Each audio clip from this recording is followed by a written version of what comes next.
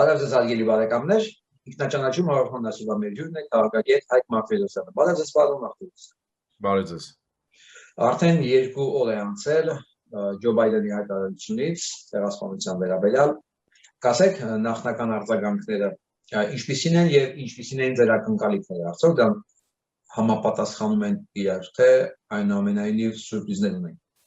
Ճիշտ ասած, ես չգիտեմ, թե ուրիշ ինչ ակնկալիք կարելի է ունենալ։ Բոլորը ուզում էին, որպեսզի Ամերիկայի Միացյալ Նահանգների գործադիր իշխանությունը ճանաչի, գործադիր իշխանությունը ճանաչեց։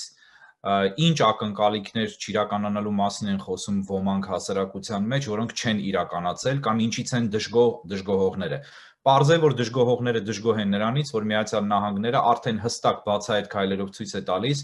որ հովանավորում է Հայաստանին, թեև Հայաստանը դա չի էլ ուզում եւ պատրաստ է պաշտպանել Հայաստանին թուրք-ադրբեջանական ագրեսիայից։ Սա անուղղակի դրսևորումներ դրա,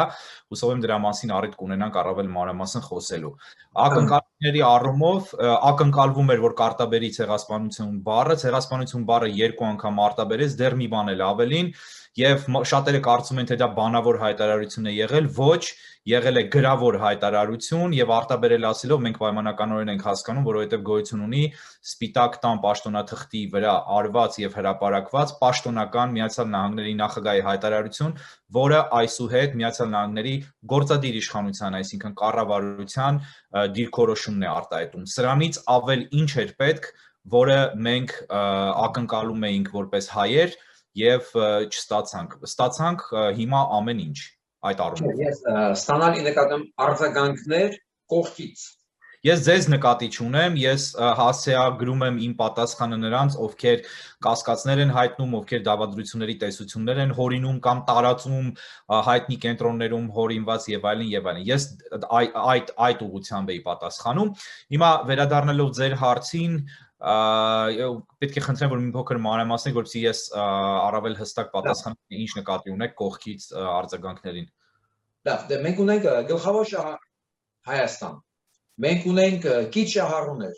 Թուրքիա, Ռուսաստան, Իրան։ Այս ամեն ինչի շահառուներից մեկը Գորիսի ամեն ինչը ծավալվում է Սյունիքի շուրջ, դա գաղտնիք չի, Իրանը նույնպես շահառու է։ Մենք ունենք 4 առնվազն շահառուներ։ Դուք կգնահատագրեք նրանց պահվածքը հայտարարության վերաբերյալ։ Նախ տեսանք, որ Իրանը Իրան մամուլի միջոցով, որն իհարկե վերահսկում է իշխանությունների կողմից, փորձեց համակրանք արտահայտել Հայաստանի հանդեպ, բավական ոչ միանշանակ պահվածքից հետո պատերազմի ժամանակ եւ դրանից հետո անմիջապես հիշում ենք արտգործնախարարի Մոհամմադ Ջավադ Զարիֆի հայտարարությունը շնորհավորանք ավելի շուտ Ադրբեջանին, ճակերտների մեջ իբրև թե իրենց ազատագրած տարածքների ազատագրման կապակցությամբ, այսպես կոչված, եւ հիմա մենք տեսնում ենք շրջադարձ, այստեղ կարելի է նկատել նաեւ մրցակցային ինչ-որ մի բան, որովհետեւ գուցեև Իրանում նույնպես սկսում են զգուշանալ, որ Հայաստան եւ մամուլից իրանյան դա կարելի է զգալ, որ Հայաստանը կարող է արևմտյան կողմնորոշում ունենալ ինչ-որ մի պահի եւ դա իհարկե համարում են իրենց համար ոչ ձեռնտու տարբերակ, որովհետև անմիջապես ասոցացնում են իրենց հանդեպ թշնամական վերաբերմունքի հետ հնարավոր, որը իհարկե ճիշտ չէ, որովհետև Հայաստանը երբևէ չի կարող եւ չպետք է թշնամական վերաբերմունք ցուցաբերի Իրանի հանդեպ կամ նման գործողություններ ձեռնարկի կամ նման դիրքորոշում ցույց տա, բայց մյուս կողմից Հայաստանի մերձենալը արևմուտքի հետ Հայաստանի ինքնապաշտպանման, պահպանության հրամայական է եւ այլընտրանք չունի այսօր։ Այլընտրանք ուղղակի դրան չկա, որովհետև Հայաստանը առանց դաշնակից չի կարող։ Հիմա այս հայտարարության, նախագահ Բայդենի հայտարարության հետևանք է թերևս նաև Իրանի որոշակի համակրական արձագանքները մամուլի միջոցով Սյունիքի խնդրին, կարմիր գծերի մասին խոսելը, այն մասին խոսելը, որ Զանգեզուրի միջանցք երբևէ չի եղել, որ դա Հայաստանի տարածք է եւ այլն եւ այլն։ Եվ հուսով եմ, որ Իրանում սկսում են հասկանալ, որ Հայաստանը շատ ավելի կարևոր է Իրանի համար, քան մինչ այդ ոմանք Իրանում պատկերացնում էին։ Ինչ վերաբերում է Թուրքիայի առումով, ապա պարզ է, որ Թուրքիան մեսիջը ստացել է, փորձում է ագրեսիվորեն պատասխանել Միացյալ Նահանգներին, բայց այդ պատասխանները որևէ արժեք եւ ուժ չունեն, որովհետեւ Միացյալ Նահանգներում հստակ հաշվարկել են հետևանքները, հստակ հաշվարկել են արձագանքները Թուրքիայի եւ Միացյալ Նահանգներում ակնհայտորեն մասնավորապես Beltway-ի ներսում, այսինքն Սպիտակ տանը եւ պաշտոնական Վաշինգտոնում Թուրքիային այլևս չեն համարում ոչ միայն դաշնակից, այլև կարևոր խաղացող տարածաշրջանային, թեև Թուրքիան իրոք կարևոր խաղացող է, բայց ամերիկյան շահերի տեսանկյունից ակնհայտորեն Վաշինգտոնը Թուրքիային փոխարինող է փնտրում տարածաշրջանում եւ հասկանում է, որ հույս դնել Թուրքիայի վրա հնարավոր չէ։ Թուրքիան մյուս կողմից տեսանք, որ տարբեր մակարդակներով սկսեց արծարծել իբրև թե ՆԱՏՕ-ից դուրս գալու խնդիրը, սա շանտաժի մեխանիզմ է, գիտենք, որ մասնագետները գիտեն իհարկե Հայաստանի հասարակության մեծագույն մասը չգիտի, որ ՆԱՏՕ-ից հեռացնելու երկրին հանելու որևէ մեխանիզմ եւ ընդհանրակարգ նախատեսված չէ, դա չկա, երկիրը կարող է միայն ինքնակամ ՆԱՏՕ-ից դուրս գալ եւ Թուրքիան արծարծելով այս խնդիրը ուղղակի փորձում է շանտաժանել Թուրքիան երբևէ գոնե այս իրավիճակում չի ցանկանա ՆԱՏՕ-ից դուրս գալ, բայց դուրս գալու հարցը այսպես սկսում է ցույց տալ իբրև թե գիտեք ես դուրս կգամ եւ կմիանամ Ռուսաստանին առանձին դաշինքով ռազմական եւ դրանով փորձում է շանտաժի ենթարկել Թուրքիան շատ խելացի քաղաքականություն է վարել մշտապես հատկապես վերջին 10-15 տարիների ընթացքում եւ մշտապես շանտաժ անելով բոլորին եւ բոլորի հետ արճակատման գնալով հետո բոլորի հետ հասել է դաշնակցության եւ սա իրենց փորձերից մեկն է, բայց արևմուտքում ի տարբերություն Ռուսաստանի դասեր քաղում են իրականությունից եւ անցյալից եւ հասկանում են, որ Թուրքիան վաղուց Իրաքյան առաջին պատերազմից 2003 թվականի այդ ժամանակվանից ի վեր այլևս չի կարող համարվել եւ դիտարկվել վստահելի դաշնակից մասնավորապես Ամերիկայի Միացյալ Նահանգների համար։ Մյուս ձեր ասելով շահառուն թեև բառը ինձ այս համատեքստում դուր չի գալիս, դա Ադրբեջանն է, որը բնականաբար Սյունիքի հանդեպ նկրտումներ եւ ոտնձգություններ պլանավորող եւ դրսեւորող առաջնային պետությունն է, Թուրքիայի հետ միասին իհարկե, բայց առաջնային Ադրբեջանն է եւ Ադրբեջանը հստակ մեսիջ է ստանում, հատկապես տեսնելով, որ Հայաստանում կտրուկ ակտիվացել է Միացյալ Նահանգների դեսպանը եւ աննախադեպ ակտիվությամբ հանդիպումներ է ունենում, շրջում է երկրում, տեսանք, որ դեսպանը 4 օր անցկացրեց Սյունիքում եւ պատահական չի, որ դրան Մոսկովյան կենտրոնից եւ չեմ բացառում, որ նաեւ Բաքվից փորձեցին հակադարձել կեղծ ռոպագանդայով, ասելով, որ գիշերը էլ է նույն հյուրանոցում, որտեղ Նիկոլ Փաշինյանն է, որ գնացել է Սյունիք իբրև թե Սյունիքը հանձնելու եւ այս տխմարաբանությունները տարածելով, այս սարսափելի ինտելեկտ վիրավորող հիմարաբանությունները տարածելով փորձեցին չեզոքացնել Միացյալ Նահանգների այն ակտիվ դերակատարումը, որը Միացյալ Նահանգները ստանձնում է Հայաստանին ադրբեջանական նոր ագրեսիայից պաշտպանելու համար։ Հարց է առաջանում ինչու է Միացյալ Նահանգները դա անում, Միացյալ Նահանգները դա անում է սեփական շահերից ելնելով, որոնք հիմա համընկնում են, լիովին համընկնում են Հայաստանի շահ եւ հայության շահերի հետ, դա այլ եւ բավական երկար թեմա է եւ այստեղ դժգոհել ու ասել, որ գիտեք, Միացյալ Նահանգները անում է, որտեվ դա իր շահերին է համընկնում, ուղղակի հիմարություն է, բայց իհարկե բահո իր շահերին հակառակ Միացյալ Նահանգները որևէ բան չի անելու որևէ տեղ։ Եթե շահերը համընկնում են, պետք է հայերը ուրախանան եւ օգտվեն այդ հանգամանքից, ոչ թե գնան եւ կարճեն եւ շարունակեն թքել այն աղբյուրի մեջ, որից խմում են, եւ խոսքը հայերին չի վերաբերում, այլ մեր հասարակության մեջ առանձին խմբերի, որոնք ցավոք սրտի հայ են կոչվում եւ շարունակեն կարճած մնալ այն աղբյուրին, որը իրենց նվիրեց եւ մեզ բոլորից, ոչ միայն այդ փոքրիկ խմբերին, այլև մեզ բոլորից նվիրեց թուրք-ադրբեջանական դաշինքին։ Հայաստանը։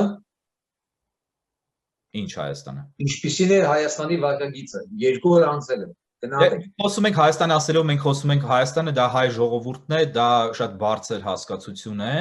բայց Հայաստան ասելով մենք շատ հաճախ հասկանում ենք ցավոք սրտի հակաժողովրդական, հակազգային, հակապետական պետական իշխանությունը այսօրվա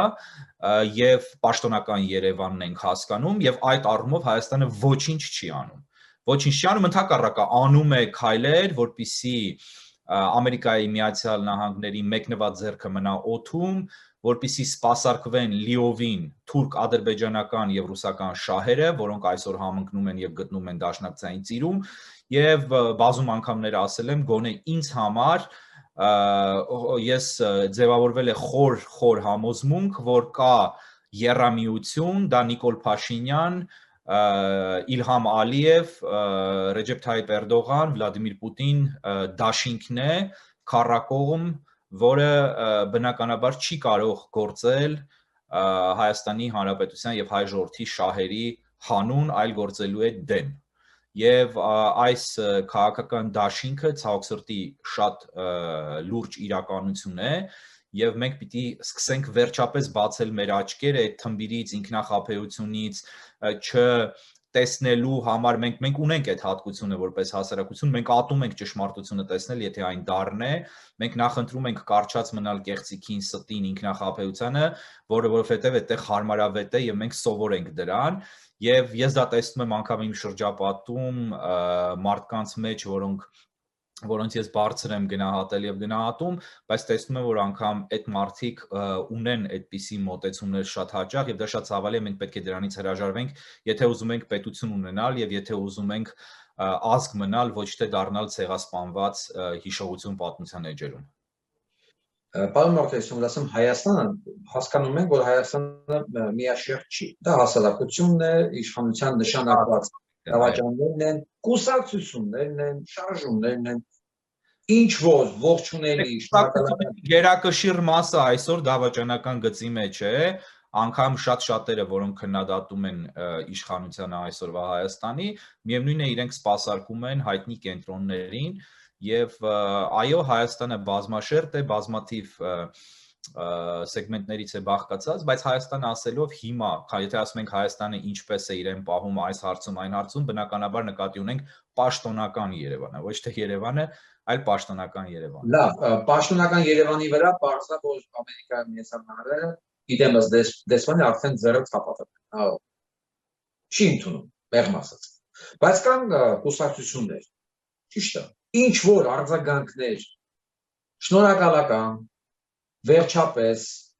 վերջը ունենք մի 100 տարեկան, 130 տարեկան կուսակցություն, չէ, որ 130 տարի իր հետևորդներին խաբելա, որ իր նպատակը հենց այսօրներ,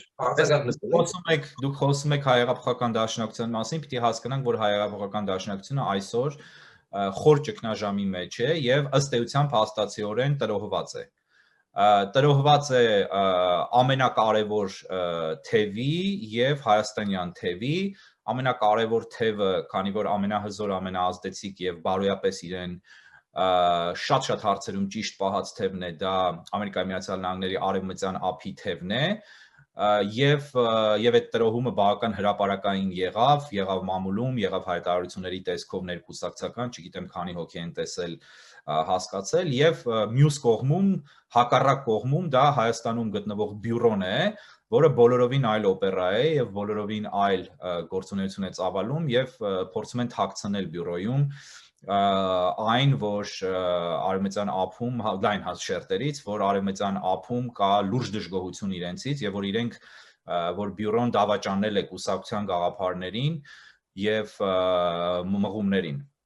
Եվ ասենք, որ ուղղակի ամբողջացնեմ խոսքս, եթե թույլ կտաք, ասեմ, որ հենց այս համատեքստում մենք տեսնում ենք, որ նախկին ռեժիմի ներկայացուցիչները, ներառյալ Ռոբերտ Քոչարյանը, հատուկ ընդգծված անընդհատ շնորհակալություն են հայտնում ՀՅԴ-ին եւ Դաշնակցությանը,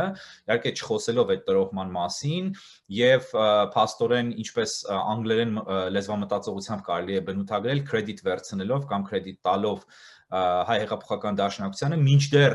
ճանաչման ուղղությամբ ծանր աշխատանք երկար տարիներ տարել է արևմտյան ափի թևը, որը այսօր ըստ էության, ինչպես տեսնում ենք հրապարակային հրապարակումներից եւ հայտարարություններից գործում է առանձին, անկախ եւ ինքնուրույն եւ շարունակում է մնալ դաշնակցություն եւ դաշնակցության նախնական գաղափարներին հավատարիմ կառույց եւ բայց փորձում են Հայաստանում դա սկողել եւ ամբողջ դափնիները վերցնել իրենց, բայց պիտի այստեղ մի բան էլ ասեմ, որ շատ ավելի կուսակցությունը եւ կուսակցության դրական թևը դեր են խաղացել ամերիկյան օրենսդիր մարմինի, այսինքն կոնգրեսի կողմից ճանաչման հարցում, քան նախագահի կողմից, որովհետև 40 տարի շարունակ որևէ մեկը չի կարողացել գործադիրի վրա ազդել բացի Թուրքիայից։ Եվ հիմա երկու հանգամանք է այստեղ դեր խաղացել, առաջինը Միացյալ Նահանգների քաղաքականության հարցն է, որը եթե մենք վերագրում ենք հայկական լոբբիին կամ այս կամ այն կուսակցությանը միայն, ապա դա նշանակում է, որ մենք զրոյացնում ենք իրական հիմքերը եւ ելի կատարում ենք ստորություն հերթական անգամ եւ ինչ որ մի կուսակցության կամ լոբիստական խմբի ենք դա վերագրում, դա ուժերից վեր էր որևէ առանձին վերցրած կուսակցության, հատկապես նրանց, որոնք երկար տարիներ աշխատել են։ Հիմա սա կրկնեմ քաղաքականության խնդիր է Միացյալ Նահանգների, նոր մարտահրավերների, նոր իրականության, հատկապես սեպտեմբեր-նոյեմբեր պատերազմի 44-օրյա այսպես կոչված պատերազմի արդյունք եւ երկրորդը անպայման պետք է սա նշել եւ չմոռանանք, սա նախագահ Ջո Բայդենի անձնական հատկությունների եւ որակների դրսեւորում է, որովհետեւ շատ կարևոր է Միացյալ Նահանգներում ինչքան էլ որ տարածված լինի հայության մեջ այն կարծիքը կամ տարբեր երկրներում թե Ամերիկայում գործում է միայն ինստիտուցիոնալ համակարգը եւ անհատները անգամ նախագահները քիչ բան են որոշում, դա սուտ է եւ սխալ է, անհատ ղեկավարները, նախագահները որոշում են շատ բաներ երկրում, եւ սա հենց այդ հարցերից մեկն է, երբ բարոյական սկզբունքների վրա հենվելով, համադրելով դրանք Միացյալ Նահանգների քաղաքական շահի հետ, Ջո Բայդենը ճանաչեց հայոց ցեղասպանությունը, դրանով գործադիրին ճանաչումը վերագրելով նաեւ գործադիրին։ Մյուս կողմից պիտի ասեմ, որ այդ գործողությունները թերևս ամբողջական չլինեին եւ այդ գործողությունը ամբողջական չլիներ, եթե Միացյալ Նահանգները չտեսներ, որ Հայաստանում գետնի վրա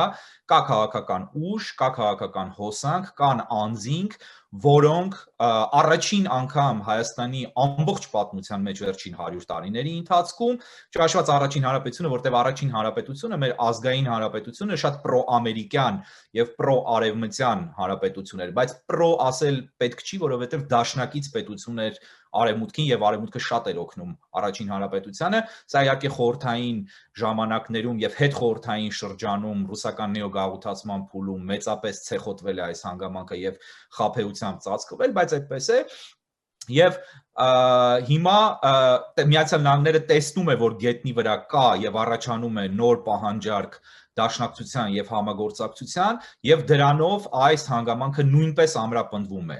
Հարցական է թե ինչպիսին կլիներ հայտարարությունը, եթե Միացյալ Նահանգները չիմանար, որ Հայաստանում կա այդպիսի բան, եւ գիտեք, եթե միտեղ դու չես տեսնում դաշնակիցներ, արդեն հարցականի տակ է դրվում քո քաղաքական շահը եւ քաղաքական հետաքրքրությունը այդտեղ օգնելու, որովհետեւ եթե դու ունես մեկին, որը քո մեկնաձեռքը չի սեղմելու,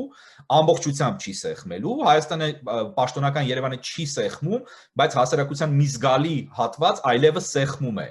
Եվ եթե դու իմանաս, որ որևէ սեղմող չկա, ընդհանրապես որևէ քայլ չես անի, որովհետև դա օդի մեջ արված կրակոց է։ Իսկ այս պարագայում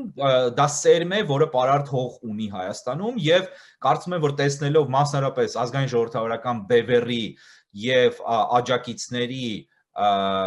սթափ մոտեցումը, որ այսօր Հայաստանը չունի դաշնակից եւ ցավոք սրտի այդպես ստացվեց իդեմս Ռուսաստանի, այլ ունի դաշնակից, պատմական դաշնակից եւ ունի պոտենցիալ դաշնակից իդեմս Միացյալ Նահանգների, դա շատ բան է փոխում քաղաքական ամբողջ ներկապնակում, այդ թվում եւ Միացյալ Նահանգների պաշտոնական դիրքորոշման մեջ։ Եվ սա նույնպես կարևոր հանգամանք է, որը վերադառնալով պատասխանի սկզբին կրկնեմ, ամեն կերպ փորձեցին սքողել, ցեխոտել Մոսկվայից ուղղորդվող պրոպագանդիստները, որոնք Հայաստանում շատ են եւ որոնք ունեն լրատվամիջոցներ։ Ասեմ նաեւ, որ հանդիպել եմ տխմարագույն վերլուծությունների, որտեղ փաստացիորեն դժգոհություն է հայտնվում, որ Միացյալ Նահանգների գործադիր իշխանությունը ճանաչեց ցեղասպանությունը։ Սա կամ համեմատվում է Ռեյգանի հետ, մինչդեռ համատության եզրեր անգամ չկան, որտեղ Ռեյգանը բոլորովին այլ դարաշրջանում էր, բոլորովին այլ իրավիճակ էր, բոլորովին այլ մարտահրավերներ էին եւ Հայաստանի պետություն Ռեյգանի իշխանավարման ժամանակ չկար։ Կար Հայաստանի վարչատարածքային միավոր խորհրդային միության կազմում, այսինքն փաստացիորեն Հայաստանի Հանրապետությունը օկուպացված էր խորհրդային ռեժիմի կողմից։ Հիմա բոլորովին այլ իրավիճակ է, հիմա տեղի ունեցել պատերազմ, Հայաստանը ենթարկվել է ագրեսիայի եւ այս հայտարարությունը իր առանձին ձևակերպումներով հստակ աշխարհաքաղաքական մեսիջ է թե հայությանը եւ թե հայության թշնամիներին եւ Հայաստանի թշնամիներին։ Եվ հանդես գալ տխմար տգետ եւ դավադիր վերլուծություններով եւ ասել, որ պետք չի ուրախանալ, սա ոչինչ է, իսկ սա ինչ պիտի տա, ընդհանրապես հայտարարություն է եւ այլն, ուղղակի ստորության գագաթնակետն է, որովհետեւ դրանով այդպիսի մարդիկ վաճառում են ոչ միայն իրենց երկիրը, թեև Հայաստանը իրենց երկիրը չի թերևս, այլև մեր բոլորի նախնիների արյունը, հիշատակը եւ այն աշխատանքը, որ տարել են ընդհանրապես ցեղասպանության ճանաչման ուղղությամբ բազում սերունդներ։ Տեսեք, պարոն Մարտիրոսյան, 1918 թիվ Հայաստանից մնացած քառակույտ 12000 քառակուսի կիլոմետրի վրա։ Հետո օգտուսն է գալիս արևմուտքը, Հայաստանը սկզբում դառնում է 79000 քառակուսի, հետո Սևերի դաշնագիր ու Վիդրո Վիլսոնի իրավարարը, որ ընդհատում է սովետականացում։ Մի քանի օր հետո ընդամենը, այո։ Մի քանի օր հետո ընդամենը։ Ասեք, նույնը կրկնվում է հիմա։ Հա, արդեն հարաբես միշտ կրկնվում է, այո։ Եթե դասել չես կարող, ինքը կրկնվում է։ Իհարկե։ Չէ, ես չեմ կարծում, կարող պատմությունը կրկնվում է, պատմությունը կրկնում են։ Մարդիկ իրենց գործողություններով։ Այո, բայց կրկնվում է, եթե դուք լավ ասեցիք, եթե դու չես կտրում այդ շղթան, եւ պատահական չի, որ հрьяաները հազարամյակներ ջարդվելով, հալածվելով եւ ոչնչացվելուց հետո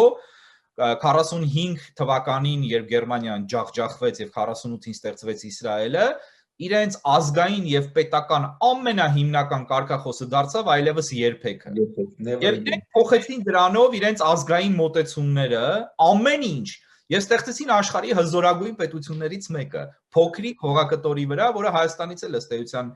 փոքր էր։ Եվ եթե մենք չենք կոտրում այդ շղթան, ապա այո, պատմությունը կրկնվելու է եւ հիմա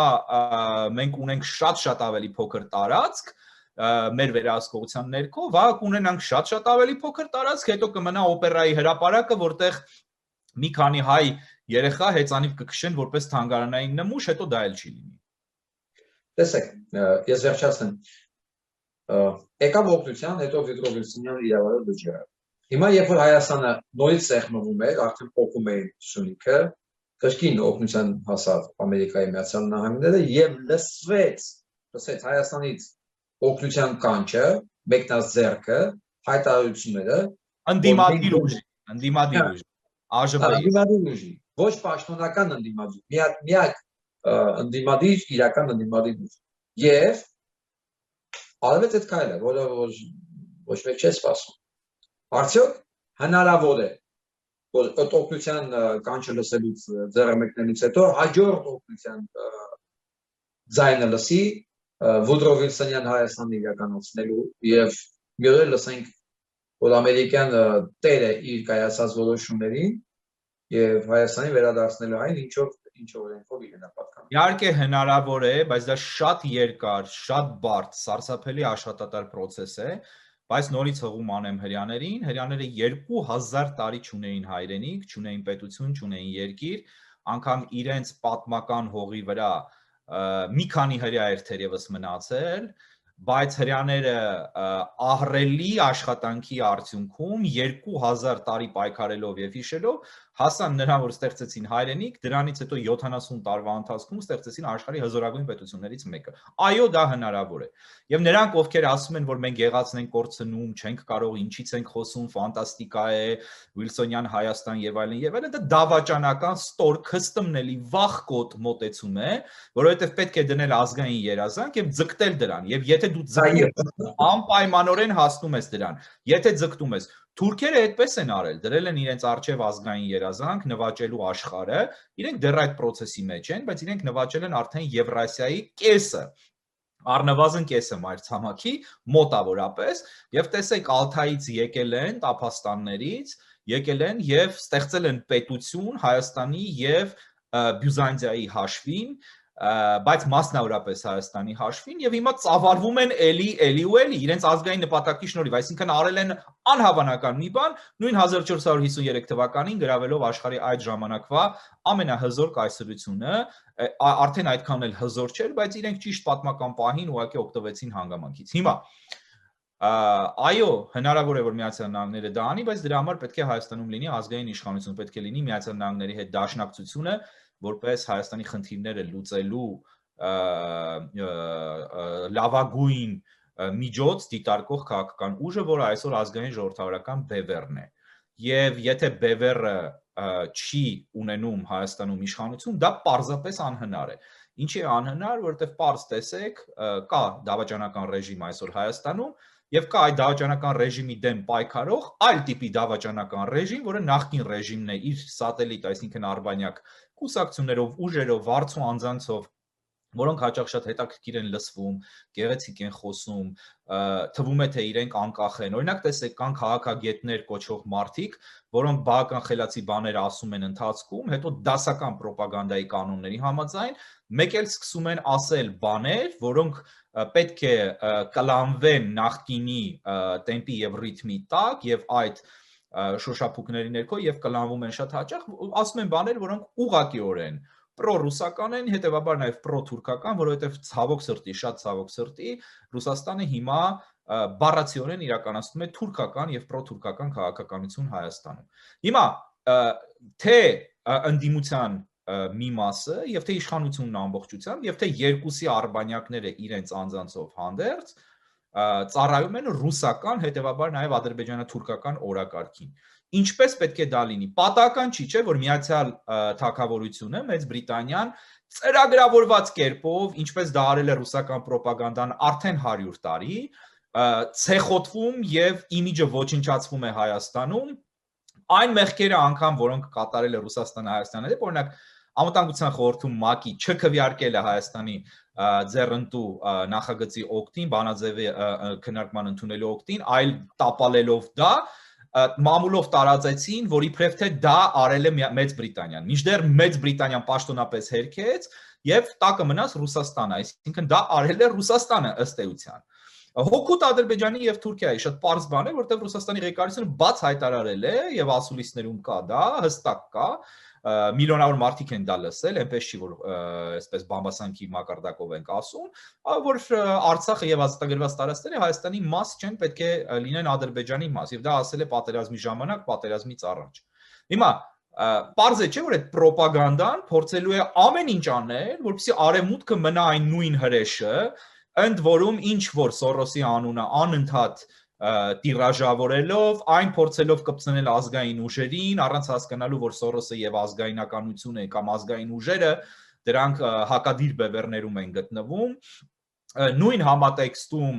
ճիշտ խորհրդային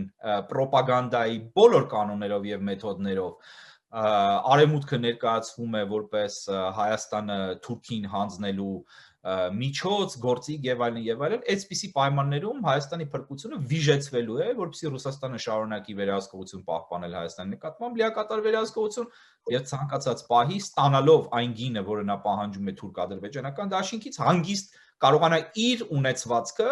այսինքն Հայաստանը հանձնել թշնամուն։ Եվ սա սպասարկում է նախկին ռեժիմը Հայաստանում։ Եվ սա սպասարկում է իշխանությունը Հայաստանի այսօր Հայաստանում։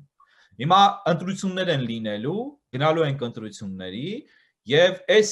երկու ռեժիմները փորձելու են գալ իշխանության, մրցելու են իրար հետ։ Ինչ Միացյալ Նահանգների մասին է դա խոսքը լինելու։ Եվ Աստված մի արասե, որ դրանցից մեկն ու մեկը հանկարծ իշխանությունը զավթի։ Բանոն Մարտիրոսյան, տեսեք, նույնիսկ ինձ համար ես ինձ միամիտ մարդ չեմ համարում, ես ինձ մտածում արդեն ամեն ինչ բավականին բան տեսած, ոչինչի վրա չզարմացող, բայց ես էլի զարմացա։ Թվում է, թե պատահեց մի բան, ի վերջո ճանաչվեց ցեղասպանությունը եւ Հայաստանը պրի ցանցար։ Հայաստանը պրի ցանցար։ Բայց կարտայել լռությունը։ Ոնց որ Ջո Բայդենը հատուկ անել, որ ասեր, տեսեք ով է ձեր էլիտան։ Հիանալի լույսարապես ինքնասպանական մեր լավը ատող հատկություն ունենք, մենք ինքնաոչնչացման կիրք ունենք, Մենք ամեն ինչ եւ անընդհատ անում ենք, որպեսզի ինքներս մեզ վնասենք եւ դրանից հաճույք ենք ստանում եւ դա անելու իրավունքի համար կոկորտ ենք կրծում։ Եվ այսպեսին է մեր այսօրվա հասարակությունը, բայց մենք միշտ չի որ այսպես ենք եղել։ Սա խորհրդային տարիներին դեգրադացման, ռոպագանդայի, ընդ որում Մոսկվայից եկող ռոպագանդայի դեգրադացման արդյունք է եղել եւ հետխորհրդային շրջանում 30 տարի ծրագրավորված դեգրադացիայի արդյունք է եղել եւ կեղծ գաղափարների մարդկանց ուղեղների մեջ մեխելու։ Հիմա մարդիկ կան, որոնք երրորդ սերնդով ծնվել են այդ ռոպագանդայի մեջ։ Չմոռանանք, որ երբ Ստալինը մահացավ, 100,000-ավոր խորհրդային քաղաքացիներ ողբում էին եւ դա անում էին ամենայն անկեղծությամբ, որտեղ իրենք կարծում էին, որ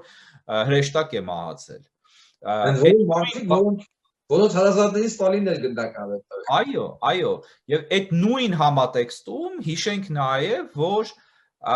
ես վերջերս բերել էի այդ օրինակը, Եժովը, որը խորհրդային ստալինյան ծառայությունների NKVD-ի ղեկավարներ, երբ իրեն տանում էին մահապատժի, ինքը իմանալով, որ այդ հրամանը ուղիղ Ստալինից է գալիս եւ վերջին շրջանում ալկոհոլիզմի տրված լինելով, որովհետեւ գիտեր, որ իրեն ձերբակալելու է Ստալինը, երթվում էր Ստալինի անունով եւ մահապատժից առաջ անգամ փառաբանում էր Ստալինին, այսինքն առանց իմանալով հստակ, որ ներում բեկում չի լինելու իրեն, այսինքն Ստալինը որոշել է իրեն վերացնել։ Մարդիկ այդպիսի բան կա հոգեբանական եւ դա նաեւ հասարակության առանձին շերտերին է հաճախ վերաբերում, իրենց դահճին կարճում են,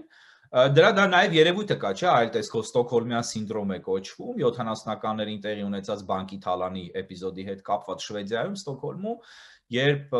պատանդ զոհերը սիրահարվեցին իրենց պատանդառուին եւ ամեն կերպ պաշտպանում էին, այդպիսի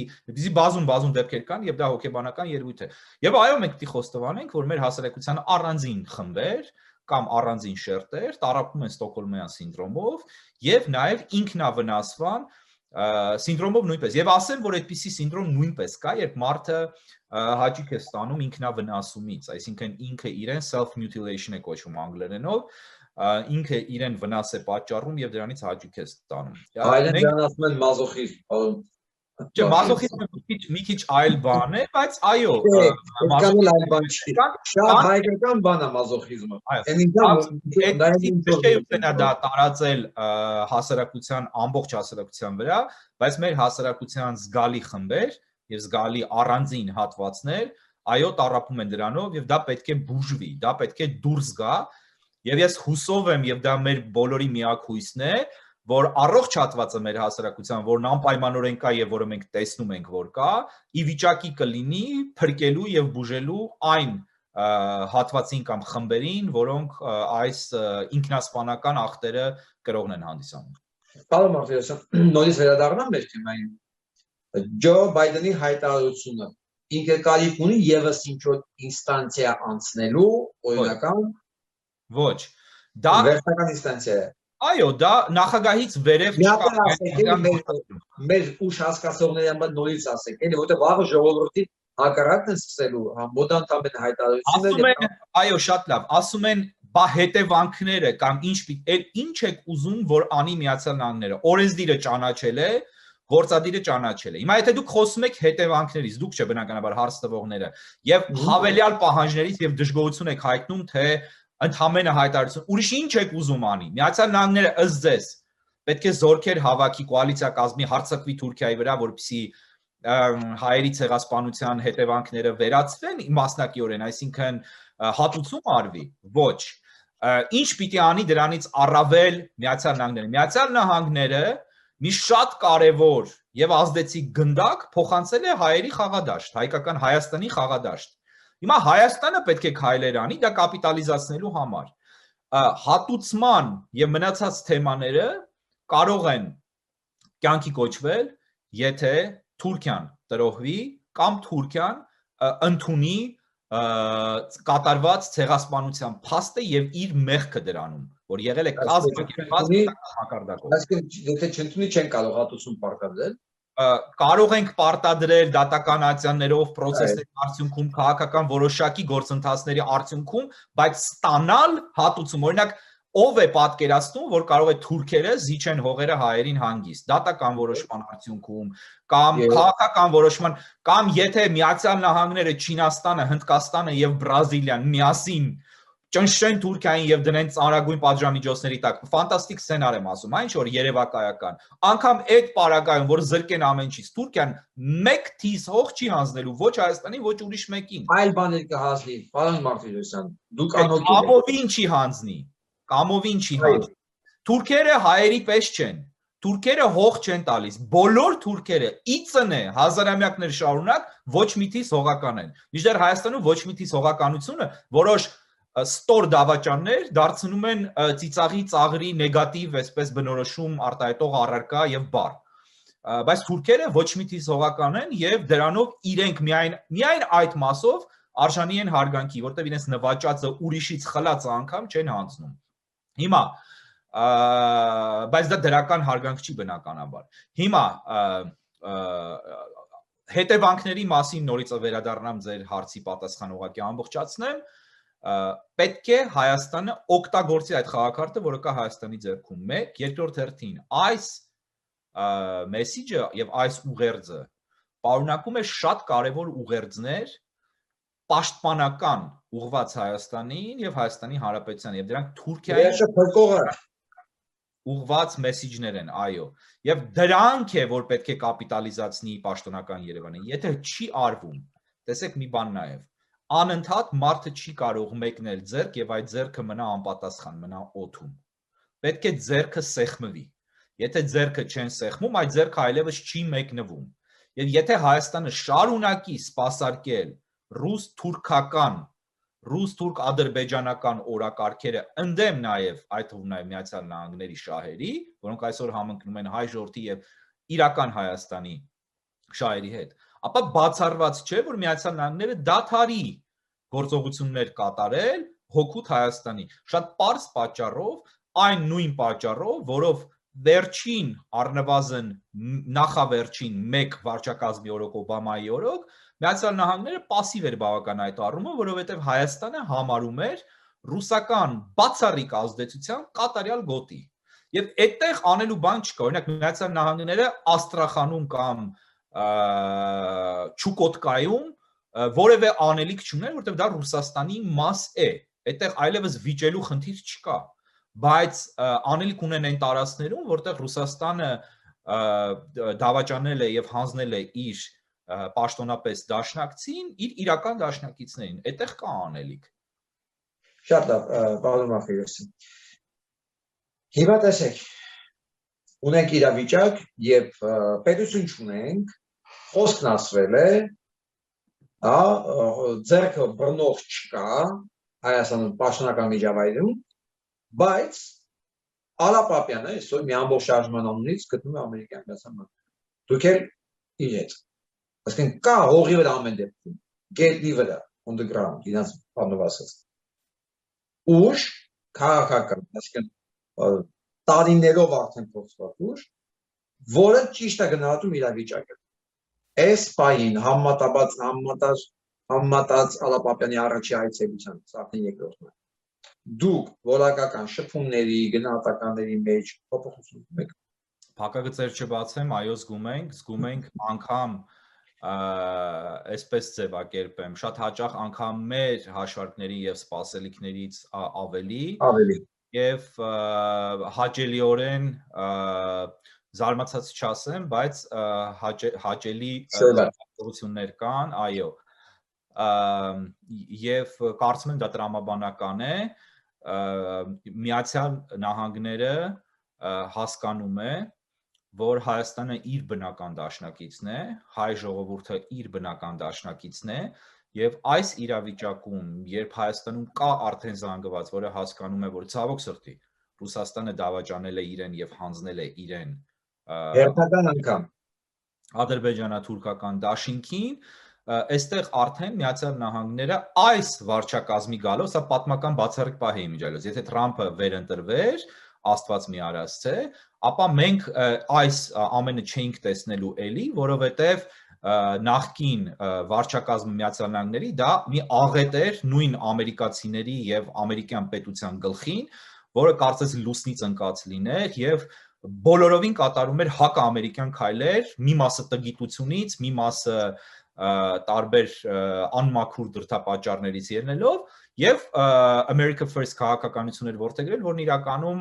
իզոլացիոնիստական, այսինքն Միացյալ Նահանգները ամեն ինչից հեռու պահելու քաղաքականություն էր։ Եվ այն հանգամանքը, որ նախագահ Բայդենը առաջին հենց օրերին հայտարարեց, որ we're back again, America is back, այսինքն Միացյալ Նահանգները վերադառնում է միջազգային ասպարեզ, նշանակում է, որ Հայաստանի համար ստեղծվել է բացառիկ իրականություն, դաշնակցային կապեր ստեղծելու եւ դրանից օգտվելու։ Եվ մենք դինայինք, թե որ երկրի որ դաշնակիցներն են, որոնք շահել են իրենց դաշնակիցների հետ դաշնակցություն կազմելու արդյունքում։ Վրաստանը մեծապես շահել է, թեև Հայաստանում ուղեղներ են լվանում, թե Վրաստանը Միացյալ Նահանգների դաշնակից դառնալուց հետո տարածքներ կորցրեց, ոչ, Վրաստանը տարածքներ վերադարձրեց իրեն։ Դա մասնավորապես Աջարյան է։ Վրաստանը ոչ մի մետր հող չի կորցրել Միացյալ Նահանգների հետ դաշնակից լինելուց հետո, ընդհակառակը վերականգնել է իր պետությունը եւ ստեղծել է բավական արդեն հզոր եւ ֆունկցիոնալ պետություն։ Օսեթիան եւ Աբխազիան դրանց նկատմամբ, Վրաստան այդ տարածքների նկատմամբ, Վրաստանը վերահսկողությունը պրակտիկորեն կորցրել էր դեռևս 93-94 թվականներին։ Եվ այդտեղ որևէ բան չփոխվեց, ընդ որում նկատի ունեցեք, որ ռուսական զորքերը հասել էին Թբիլիսիի պարիսպների տակ 2008 թվականին, եւ դրանից հետո ամբողջությամբ դուրս եկան Վրաստանից, որովհետեւ Միացյալ Նահանգները եւ Ֆրանսիան ճնշեցին Ռուսաստանին եւ ուղղակի պահանջեցին, որպեսզի զորքերը դուրս բերի։ Եվ այսօր մի մետր հող այն տարածքներում, որոնք Վրաստանը վերահսկել է 93-94 թվականից հետո, այդ որևէ ռուսական ներկայություն չկա եւ Վրաստանը որևէ նոր հողեր չի կորցրել, քան նրանք ինչ կորցրել է այդ թվականներին 93-94-ին։ Տեսեք Վրաստանը ինչպես պետություն է այսօր դառնում։ Վրաստանին ահռելի գումարներ են տրվում եւ մնացած բոլոր պետություններին նայեք, բոլորը ովքեր դաշնակցել են Միացյալ Նահանգների հետ, բայց Հայաստանում ուղեղներում մեխվել է մի բան, որ Միացյալ Նահանգները դա մի հրեշավոր բան է, որտեղ միշտ պետք է փախնել, արտագաղթել ապրելու համար, որովհետև լավ է, որովհետև հարուստ երկիր է, հնարավորություններ կա ծլելու, ծաղկելու, բարգավաճելու, բայց քաղաքականապես Հայաստանը պիտի կարճած լինի Ռուսաստանին։ Հիմա նայենք, թե Ռուսաստանի հետ դաշնակցելով Հայաստանը ինչ է ունեցել։ Ես այդ մարդկանց խնդրում եմ, որպեսզի նշեն 1 մետր հողի անուն, որը Հայաստանը շահել է Ռուսաստանի շնորհիվ, ազատագրել է Ռուսաստանի շնորհիվ։ Եթե պետք է առաջին Արցախյանի մասին խոսեն, ապա կհիշեցնեմ Կոլցո օպերացիան եւ ասեմ, որ Հայաստանը սկսեց ազատագրել տարածքներ այն պահին, երբ Ռուսաստանը սարսափելի խնդիրներ ինքը ուներ, այդ թվում եւ Հյուսիսային Կովկասում եւ Ռուսաստանը ըստ էության փլուզված էր եւ այլևս ներգրաված չէր տարածաշրջանում։ Այդ մարդկանց, ովքեր չեն պատկերացնում Ռուսաստանի եւ Ամերիկայի տարբերությունը, այսինքն համագործակցության հետևանքների տարբերությունը, ունեն բաժանված Կորեաներին, Հյուսիսային եւ Հարավային։ Հարավային Կորեան այսօր ինչը աշխարհի հզորագույն, աշխարհի լավագույն զարգացած երկրներից մեկն է։ Հյուսիսային Կորեան դա Ռուսաստանն է մոտավորապես 20-25 թվերին։ Նույնը Ճապոնիան, որը ջախջախեց Միացյալ Նահանգները եւ անգամ ատոմային ռումբ նետվեց, իհարկե անարդարացիորեն եւ իհարկե դա ուղղակի չէր կարելի անել, բայց նախագահ Թրումանը գնաց այդ շատ բացասական մեղմ ասած քայլին, բայց դա այդ վարչակազմի որոշումն էր եւ դրանից հետո անգամ Ճապոնիան ոտքի կանգնեց միայն Միացյալ Նահանգների աջակցության եւ օգնության շնորհիվ։ Ընդհանրապես ամբողջ Եվրոպան վերականգնվեց։ Տեսեք Լեհաստանը ինչպիսի վիճակում էր, երբ գտնվում էր Վարշավյան պակտի մեջ, անգամ ոչ թե Ռուսաստանի, այլ Ռուսաստանից շատ ավելի հզոր պետության, Խորհրդային Միության մեջ, որտեղ Ռուսաստանը Խորհրդային Միություն չի, Ռուսաստանը շատ ավելի թույլ պետություն է, քան Խորհրդային Միություններ, եթե անգամ ժամանակները այսպես հարաբերականորեն համեմատենք։ Եվ ինչպիսի պետություն է այսօր Լեհաստանը, Լեհաստանը շատ լուրջ խաղացող է եւ ամբողջ արևելյան բլոկի Եվրոպայի արևելյան բլոկի ամենածանրակշիռ պետությունն է թերևս։ Բազմաթիվ պետություններ կան։ Հայաստանում ատում են Իսրայելի օրինակը, ատում են համեմատությունները Իսրայելի օրինակի հետ, անդադար ասում են մի համեմատեք բան, ինչի համար են ատում, որտեղ դա շատ ֆունկցիոնալ պրակտիկ օրինակ է տասնյակ, եթե ոչ հարյուրավոր պարամետրերով համընկնելով մեր ելքային կետերին։ Այսինքն շատ նման է եղել մեր ելքային կետերը իրենց, ընդ որում հрьяաները սկսել են Իրանց ավելի վատն է եղել։ Շատ ավելի վատ կետից, որովհետև երբ հрьяաները ստեղծեցին Իսրայելի պետություն, Իսրայելում ուղղակի ոչինչ չկար գետնի վրա, շենքեր անգամ չկային, չկար ոչինչ։ Հիմա եւ Իսրայելը ինչպես դարձավ Իսրայել, ասում են Միացյալ Նահանգների շնորհիվ, եթե ամերիկան լիներ, բայց դա ենք մենք ասում։ Այո, Իսրայելի հետ հիմա համեմատվել չենք կարող, որովհետև Միացյալ Նահանգները Իսրայելի դաշնակիցն էր։ Ընդ որում հիշեցնեմ, որ սկզբում մի անգամից չի դարձել, Իսրայելը խորհրդային միության դաշնակիցն էր, այո։ Տեսավ, որ չի աշխատում իր համար այդ դաշնակցությունը, տեսավ, որ անվստահելի է Ռուսաստանը, հանդիստ փոխվեց դեպի Միացյալ Նահանգներ եւ տեսեք ծլեց ծաղկեց։ Հիմա մյուսը Թուրքիան խնդրեց ըստ էության արևմուտքից ժամանակին 50-ականներին դառնալ Միացյալ Նահանգների դաշնակից, հատուկ մտավ ՆԱՏՕ-ի մեջ, հասկանալով, որ դա դաշնակցության լավագույն տարբերակն է, չնայած, որ Ռուսաստանը եւ խորհրդային միությունը ահռելի օգնություն էին ցուցաբերել Թուրքիային, խոստումներ կորզելով, որպեսզի Թուրքիան միանա իրենց եւ ունենալով այդ օգնությունը ստացած լինելով Թուրքիան այնուամենայնիվ հասկացավ, որ իրեն ձեռնտու է լինել Միացյալ Նահանգների դաշնակից, քան Ռուսաստանի։ Հիմա այլևս երբ Թուրքիան ամենևին չի դիտարկվում որպես Միացյալ Նահանգների եւ Արևմուտքի դաշնակից, այլ դիտարկվում է որպես հակառակորդ եւ գնացել է դեպի Ռուսաստան, բոլորովին այլ շահերի պատճառով, որտեղ աշխարհակարգ է փոխվել, որտեղ Արևմուտքում այլևս Թուրքիան տեղ չի կարող ունենալ։ Եվ Թուրքիան որոշել է իր ծավալապաշտությունը բավարարել Ռուսաստանի հետ դաշնակցությամբ։ Այսպիսի իրավիճակում Հայաստանի համար Ռուսաստանի հաշվին հետագայում ծավալապաշտությունը հետո անպայմանորեն Ռուսաստանի հաշվին, բայց մենք տեսնում ենք, որ ռուսական իշխանությունները դա չեն գիտակցում կամ իրենց ուղղվող ուղղակի հարցերին, որ դա կարող է տեղի ունենալ Ռուսաստանի հաշվին, պատասխանում են, որ իրենք այդպիսի վտանգի մասին տեղյակ չեն, դա կարևոր չի, իրենք դա կվերահսկեն, անգամ հայտարարում է Ռուսաստանի ղեկավարությունը, որ Ռուսաստանը դա ռուս-թուրքական պետություն է ըստ էության։ Ռուսներից եւ թուրքերից փաստացիորեն այդպես է հնչում հայտարարությունները, բաղկացած պետություն։ Այսինքն թուրքերը երբեք չեն կանգնելու, եթե իրենց չկանգնեցնեն։ Եվ կարծում եմ, որ Ռուսաստանը ցավոք սրտի ծանր գին կվճարի իր վարկագծի համար, որովհետև Ռուսաստանը կարող էր մնալ Հայաստանի, լինել Հայաստանի դաշնակից ավելի շուտ, դասեր քաղել պատմությունից եւ այս պատերազմում չզոհաբերել Հայաստանին ծրագրավորված կերպով, այն որ ասում են, թե Ռուսաստանը եկավ կանգնեցրեց պատերազմը, բացարձակ կեղծիք է ուղղված տրամաբանությունից զուրկ անձանց, որովհետև 44 օր որևէ մեկը կողքից չի հետևում, թշնամու պայմանները չի առաջադրում եւ ասում, եթե չբավարարես, չի կանգնի պատերազմը եւ պատերազմը չի կանգնում, որևէ մեկը թույլ չի տալիս, որպեսզի իր դաշնակցին հոշոտեն եւ առավել եւս որևէ մեկը չի հայտարարում, որ այն հողը, որի համար հարձակվել են իր դաշնակցի վրա, պատկանում է հարձակվողին։ Դա արդեն նշանակում է, որ սատարում են։ Այդ դեպքում ինչի եկավ Ռուսաստանը, չէ, գիտեք, շատ դեբիլների համար պարզ չի։ Ռուսաստանը եկավ կամ դավադիրների, սա հավարտեմ ուղղակի, Ռուսաստանը եկավ 44 օր հետո, որպեսզի կարողանա իր բազան տեղադրի եւ ինքը դառնա խաղացող, որպեսզի իր գլխին չխաղան թուրքերը այն, ինչ արել են պատմության մեջ, այսինքն օգտագործել են եւ գցել են, ինքը ասեց, օքեյ, օգտագործեք ինձ, բայց ես իմ բաժինը պիտի ստանամ այս ամենից եւ թող մենք չկարծենք, թե կա Արցախ։ Չկա Արցախ, կա Ադրբեջանի ենթակայության տակ անցած ցավալիորեն Արցախ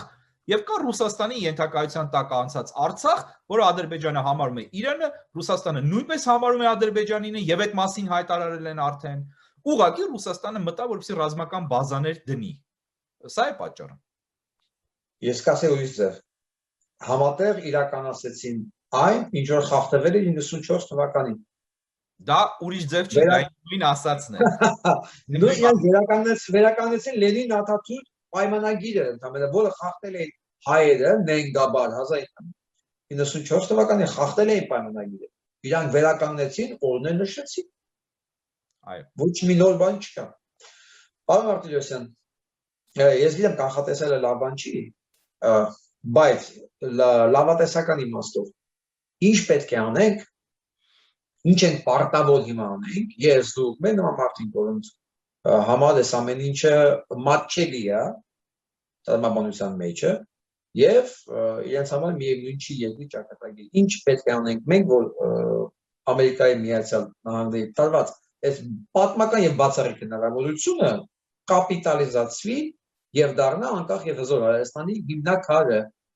Եկեք ճորոն բաներ չասեմ, վերացական երկար նախադասություններ չասեմ, ասեմ շատ պարզ, պրակտիկ եւ կարճ այն, ինչ պետք է արվի։